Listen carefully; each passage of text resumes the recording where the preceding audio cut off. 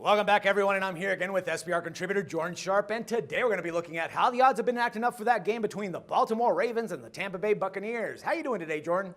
Doing good, Dax. Thanks for having me back. All right, it's my pleasure having you here. All right, so the Buccaneers, they're actually starting to live up to my expectations from earlier this season.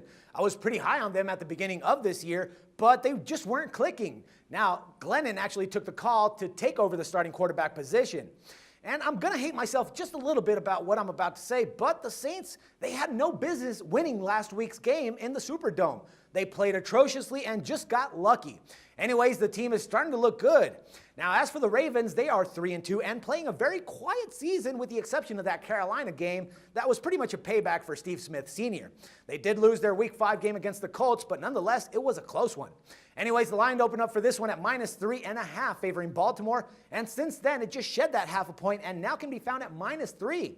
Now, I don't see much line movement for this game before kickoff, but what do you think, Jordan? Yeah, I don't think we're going to see much at all. It wouldn't surprise me if it went back up to -3.5, but it also wouldn't surprise me if it dipped below that. I think a half point to 2.5, because there has been a lot of money on the Tampa Bay Buccaneers so far. I will say that we were talking about it last week that if your Saints lost to the Bucs, then we'd have to bring out the brown paper bag, I believe. But they won, even though they didn't look good doing it. So hopefully they can get things right on this bye for you. But anyways, back to the game at hand. Baltimore, I think, is being a little bit undervalued after last week. I think the Colts defense really shut them down.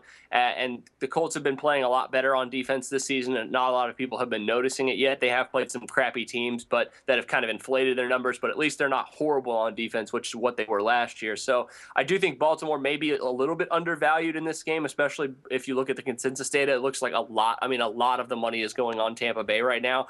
So, that I think the Ravens, if the line does indeed drop a little bit, could have a lot of value open up for them right now. I don't think I'd take them at 3.5, maybe not even at 3, but if there is some line movement, I think it would probably go down just a little bit, and then there would be some maybe value opening up for Baltimore. Yeah, I agree, man. This is one of those games that you just really won't want to touch with your money, man. I'd rather just watch the game and, call it a day with this one.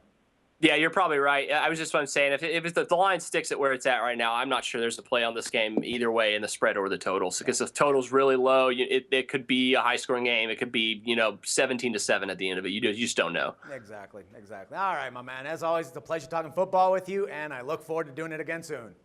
All right, thanks, Dax. No problem. And for SBR Picks, this is Dax Floyd.